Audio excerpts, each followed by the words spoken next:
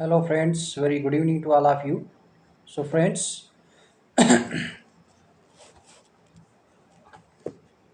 कल तक हमने लेक्चर्स में पढ़ा था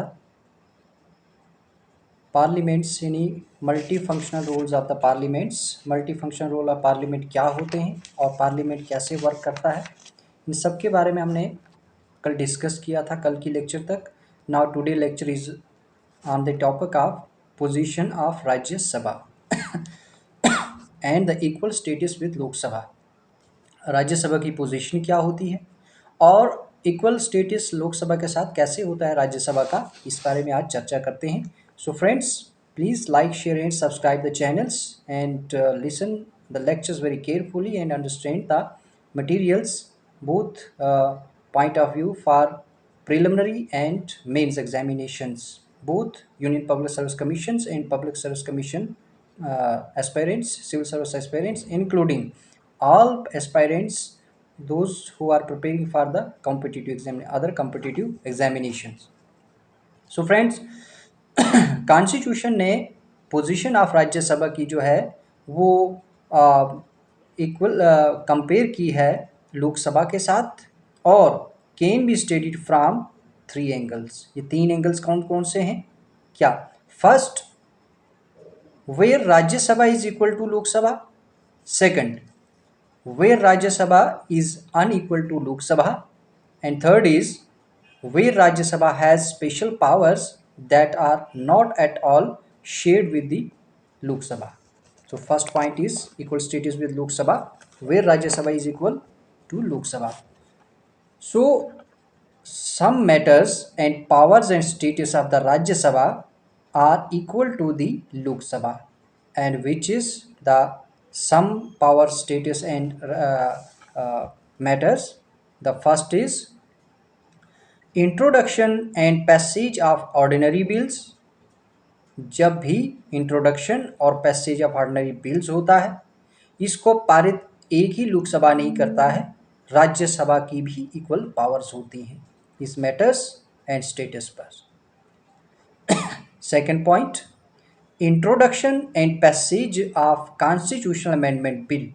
जब भी कॉन्स्टिट्यूशनल अमेंडमेंट बिल पेश किया जाता है तो उसमें भी उस मैटर्स पावर्स एंड स्टेटस में भी राज्यसभा की पावर्स इक्विवेलेंट टू लोकसभा होती है, दोनों हाउसेस से ये पारित होके जाता है। Third is introductions and passage of financial bills including expenditures from the consolidated fund of India. जब ये भी फाइनेंशियल बिल का पैसेज इंट्रोडक्शन करना होता है, ये भी और इसका एक्सपेंडिचर्स जो इन्वॉल्व होते हैं, जो कंसोलिडेटेड फंड से कंसोलिडेटेड फंड ऑफ इंडिया से इन्वॉल्व किए जाते हैं, उठाए जाते हैं, ये कैसे यूज़ करने हैं, इसमें भी एक ही लोकसभा इस मैटर्स पोजीशन और स्टेटस में डोमिनेट नहीं होता है, राज्यसभा भी इस matters and powers and status में इक्वल होता है। Election, fourth point, election and impeachment of president. जब प्रेसिडेंट का इलेक्शंस या फिर इम्पीचमेंट करवाया जाता है, किया जाता है, उसमें सिंगल लोकसभा ही पावरफुल नहीं इस मैटर पोजीशन एंड स्टेटस में, राज्यसभा की भी इस मैटर पोजीशन एंड स्टेटस में इक्वलेंट पावर्स होती हैं। फिफ्थ पॉइंट है election and removal of the vice president. Rajya Sabha alone can initiate the removal of the vice president. He is removed, he or she is removed by a resolution passed by the Rajya Sabha by a special majority and agreed to by the Lok Sabha by a simple majority। इस conditions में जब elections या remove करना होता है या election करवाना होता है वाइस प्रेसिडेंट का या उनको रिमूव करना होता है, इस कंडीशंस में, इस टर्म्स में राज्यसभा अकेला ही इनिशिएटिव लेता है वाइस प्रेसिडेंट को रिमूव करने का। जब रिमूव किया जाता है, और वो रिमूव कैसे होता है, राज्यसभा एक रेजोल्यूशन पास करता है स्पेशल मेजॉरिटी के तहत और एग्रीड होता है बाय द लोकसभा। लोकसभा की कौन सी मेजॉरिटी से? सिंपल मेजॉरिटी से, और ये भी राज्यसभा इक्वलेंट पावर मानी जाती है। सिक्स पॉइंट है making recommendation to the president for the removal of chief justice of Chief Justice and judges of the Supreme Court and High Court, Chief Election Commissioner, and Comptroller and Auditor General of India. So friends, Rajya Sabha ये power रखता है president को recommendation देना किसके regarding, chief justice या जजेस of supreme court या high court को रिमूव करने के लिए, या election commission chief election commission को रिमूव करने के लिए, या कंट्रोलर एंड ऑडिटर जनरल को रिमूव करने के लिए ये रिकमेंडेशन राज्यसभा प्रेसिडेंट को रिकमेंड करते हैं। इस पोजीशन, मैटर्स एंड स्टेटस में भी राज्यसभा इक्विवेलेंट टू लोकसभा है। 7th पॉइंट है फ्रेंड्स, जब देश में ऑर्डिनेंस पारित किया जाता है तो इसका approval of ordinance issued by the president होता है। ये ऑर्डिनेंस कैबिनेट द्वारा पारित करके या राज्यसभा से पारित किया जाता है और प्रेसिडेंट्स के द्वारा अप्रूवल किया जाता है। इसमें भी इक्विवेलेंट पावरफुल होता है राज्यसभा। 8th पॉइंट है, approval of proclamations of all 3 types of emergencies by the president. जब तीनों टाइप्स की यानी नेशनल इमरजेंसी, प्रेसिडेंट रूल या फाइनेंशियल इमरजेंसी इम्पोज की जाती हैं, प्रेसिडेंट द्वारा इम्पोज की जाती हैं तीनों इमरजेंसी, इनका प्रोक्लेमेशंस अप्रूवल भी प्रेसिडेंट देता है और इसमें भी राज्यसभा पावरफुल मानी, equivalent to power to Rajya Sabha Lok Sabha होती है। 9th पॉइंट है, जब selection of ministers including the prime minister होता है, इसमें under the constitution ministers including the prime ministers can be members of either house. इसी तरीके से irrespective of however irrespective of their membership they are responsible only to the Lok Sabha. And the 10th point is consideration of the reports of the constitutional bodies कौन सी होती हैं, like financial commissioner, union public service commission and controller and auditor general of India. इनकी reports भी consider की जाती है, constitutional bodies होती हैं, ये भी राज्यसभा इक्विवेलेंट पावरफुल माना जाता है। 11th पॉइंट है friends, enlargement of the jurisdiction of the supreme court and the union public service commissions, ये भी राज्यसभा द्वारा की जाती है। इसमें भी Rajya Sabha equivalent to powerful status में और मैटर्स पर इक्वल टू लोकसभा होता है। So friends, these are the condition, terms and conditions where the Rajya Sabha can be considered equal status with the Lok Sabha. Now the second point is unequal status with Lok Sabha. When Rajya Sabha consider unequal status with Lok Sabha, so some matters there are some matters, the power status and matters of the Rajya Sabha are considering in unequal to that of the Lok Sabha. And the first point is money bill. Money bill can be only introduced in the Lok Sabha. It is not introduced in the Rajya Sabha. In this condition, Rajya Sabha is unequal status with Lok Sabha. Second point is Rajya Sabha cannot amend or reject a money bill. It should return the bill to the Lok Sabha within 14 days, either with recommendation or without recommendations. Their recommendations or amendments can be accepted or can not be accepted or rejected by the Lok Sabha. Then the bill also have to be deemed to the past. Finally, and transfer to the president for assent. So in these conditions, the Rajya Sabha is unequal, considering unequal status with Lok Sabha. Third point is the Lok Sabha can either accept or reject all or any of the recommendation of the Rajya Sabha. I have already discussed in the previous point. In both cases, the money bill is deemed to have been passed by the two houses. And the fourth point is a financial bill not containing solely the matters of Article 110. I again repeated, a financial bill not containing solely the matters of Article 110 also can be introduced only in the Lok Sabha. Not in the Rajya Sabha. जो financial bills है वो भी introduced किया जाता है लोकसभा में, जो article 110 में नहीं कंटेन किया जा सकता।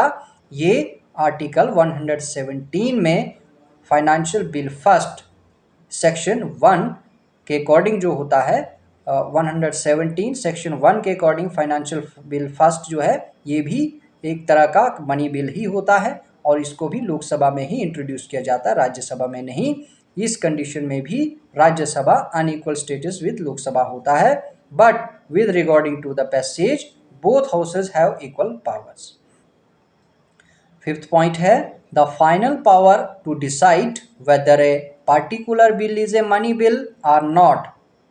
कौन डिसाइड करता है? ये स्पीकर ऑफ लोकसभा जो होते हैं ये डिसाइड करते हैं, और ये the final power to decide to whether a particular bill is a money bill or not, ये power is vested only in the speaker of the Lok Sabha, and Lok Sabha finally decided that is bill is a money bill. और यहीं पर राज्यसभा के पास ये power नहीं होती है कि मनी बिल का डिसीजन फाइनल वो कौन करे, वो राज्यसभा नहीं लोकसभा ही करता है। और इस कंडीशन में भी लोकसभा पावरफुल होता है और Rajya Sabha unequal power with Lok Sabha होता है। सिक्स्थ पॉइंट है friends, speaker of Lok Sabha preside करता है और the joint sitting of the two houses और बोथ हाउसेस। इस कंडीशन में भी राज्यसभा का जो डेप्यूटी चेयरमैन या चेयरमैन, वाइस चेयरमैन या चेयरमैन होते हैं वो जॉइंट सीटिंग को प्रिसाइड नहीं करते हैं, और जॉइंट सीटिंग का प्रिसाइडिंग ऑफिसर्स सिर्फ लोकसभा का स्पीकर ही होता है और वही उनको प्रिसाइड करता है। इस कंडीशंस में भी लोकसभा पावरफुल स्टेटस रखता है और Rajya Sabha unequal power with Lok Sabha रखता है।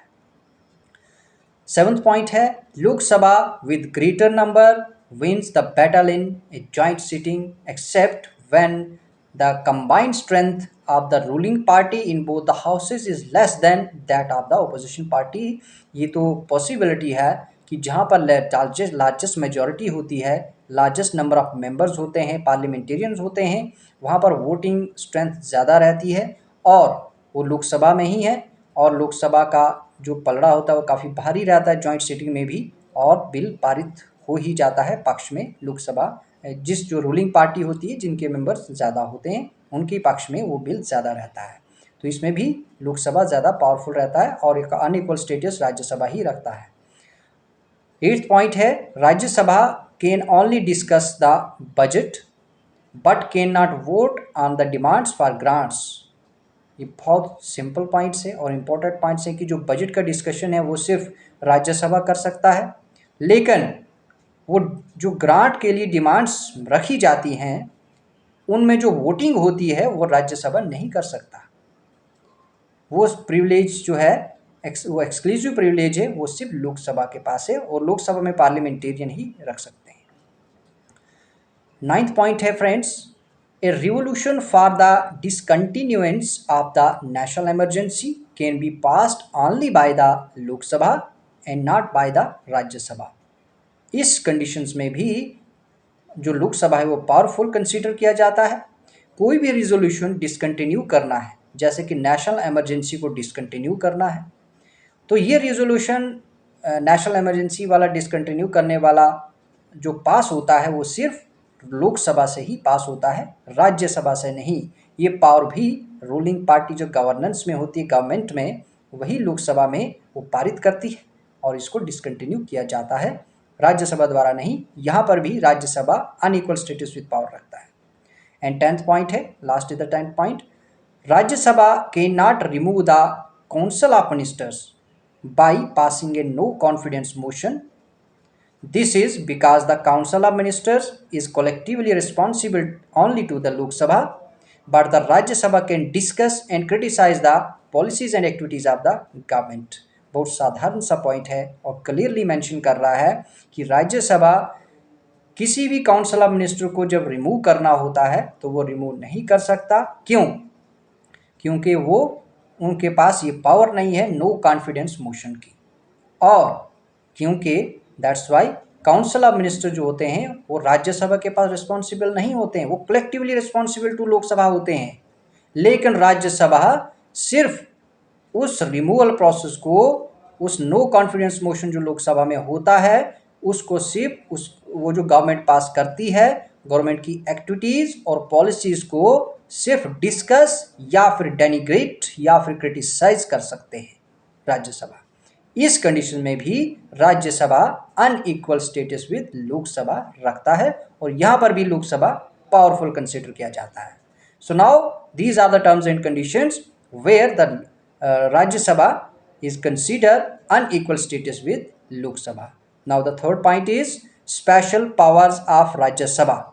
राज्य सभा जो है upper house of the parliament है और इसके पास कुछ स्पेशल पावर्स हैं। जो पावर्स हम आपको डिस्कस कर रहे हैं और वो क्या पावर्स हैं, कॉन्स्टिट्यूशन ने अपर हाउस को भी कुछ स्पेशल पावर्स प्रोवाइड की हैं गवर्नेंस सिस्टम में, इस पार्लियामेंट में। वो due to its federal characters, इसके due to its federal character, Rajya Sabha has been given to exclusive और special power that are not enjoyed by the Lok Sabha. वो लोकसभा के पास नहीं है, लोकसभा उसको एंजॉय नहीं कर सकता है, एक्सरसाइज नहीं कर सकता है, वो सिर्फ राज्यसभा के पास है एक्सक्लूसिव पावर्स, स्पेशल पावर्स। वो क्या है?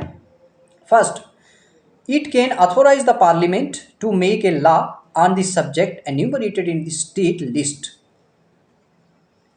क्या कि ये पार्लियामेंट जो है, it can authorise the, parliament को ये ऑथोराइज किया जा सकता है कि कानून बनाए उन सब्जेक्ट के ऊपर जो स्टेट लिस्ट में एन्यूमरेटेड हैं। और ये कौन बनाता है? ये सिर्फ राज्यसभा बनाता है और राज्यसभा के पास ही ये पावर है, पार्लियामेंट के अपर हाउस के पास। आर्टिकल 249 कॉन्स्टिट्यूशन के आर्टिकल 249 ने ये पावर राज्यसभा को स्पेशल पावर प्रोवाइड की है कि जब भी कभी पार्लियामेंट को कोई कानून बनाना है उस सब्जेक्ट के ऊपर जो स्टेट लिस्ट में एन्यूमरेटेड है, तो ये ऑथोराइजेशन दी गई है राज्यसभा को कि वो कानून बनाए। और कॉन्स्टिट्यूशन में आर्टिकल 249 इसको पावर प्रोवाइड करता है। सेकंड पॉइंट है, it can authorise the parliament to create new all India service common to both the centre and the states. यहाँ पर भी राज्यसभा पावरफुली स्पेशल पावर है पार्लियामेंट के पास, अपर हाउस के पास, स्पेशली राज्यसभा के पास, कि पार्लियामेंट को ये ऑथोराइजेशन दिया गया है राज्यसभा को, पार्लियामेंट के अपर हाउस को, कि कोई भी ऑल इंडिया सर्विसेज कॉमन करनी है, क्रिएट करनी है, बनानी है बोथ सेंटर और स्टेट के लिए, तो वो पावर सिर्फ राज्यसभा के पास है और राज्यसभा ही इसको क्रिएट कर सकता है। कॉन्स्टिट्यूशन में आर्टिकल 312 ये पावर स्पेशली राज्यसभा को प्रोवाइड करता है और इसमें ऑथोराइजेशन करता है पार्लियामेंट के अपर हाउस को। So these are the special powers which are due to its federal characters. Rajya Sabha has been given these two special exclusive special powers, and under these power Rajya Sabha considered the powerful house comparatively the Lok Sabha. Only these two special powers have kept in the hands of Rajya Sabha. So an analysis of the above points makes it clear that the position of Rajya Sabha in our constitutional system is not as weak as that of the House of Lords in Britain. जैसे Britain में house of Lord को week समझा जाता है, उसके comparison में अगर हम अपर हाउस को, अपने राज्यसभा को देखें तो वो इतना वीक नहीं है और ना ही इसको हम वीक पोजीशन में समझ सकते हैं। हमारा अपर हाउस भी पार्लियामेंट का, इंडियन पार्लियामेंट का पावरफुल है। ब्रिटिश कॉन्स्टिट्यूशन सिस्टम ने तो इसको स्ट्रांग नहीं रखा है, लेकिन इंडियन कॉन्स्टिट्यूशन ने अपने अपर हाउस को भी स्ट्रांग रखा है। अमेरिकन कॉन्स्टिट्यूशन सिस्टम की बात करें तो वहाँ पर भी इतना स्ट्रांग नहीं है सेनेट जितना राज्यसभा हमारा पावरफुल है। Except in financial matters and control over the council of ministers, power status of the Rajya Sabha जो है in all other spheres are broadly equal and coordinate with that of the Lok Sabha. Even though Rajya Sabha has been given less powers as compared to the Lok Sabha, but its utility is supported on some grounds. And which grounds? The first grounds is it checks hasty defective, careless, and ill-considered legislation made by the Lok Sabha by making provisions of revision and thought. Second, it facilitates giving representation to eminent professionals and experts who cannot face the direct election. The president nominates 12 such person to the राज्य सभा. ये राज्यसभा के पास जो है ये कुछ grounds हैं जिन पर ये स्पेशल सपोर्ट करता है.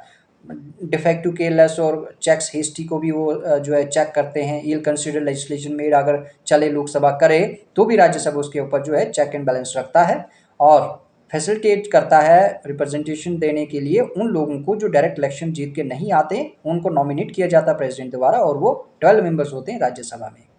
और थर्ड पॉइंट है ये मेंटेन करता है federal equilibrium by protecting the interests of the state against the undue interference of the centers. So the friends, these are the special grounds under which the Rajya Sabha has been given less power compared with the Lok Sabha. So friends, the lecture is ours and please subscribe, share and like the channels and videos. Now listen and concentrately understand the lectures. Now lecture is over and meet with you again with the latest lectures, and tomorrow we will discuss about the committees of the parliament. So friends, thank you very much. Wish you very all the best. Jai Hind.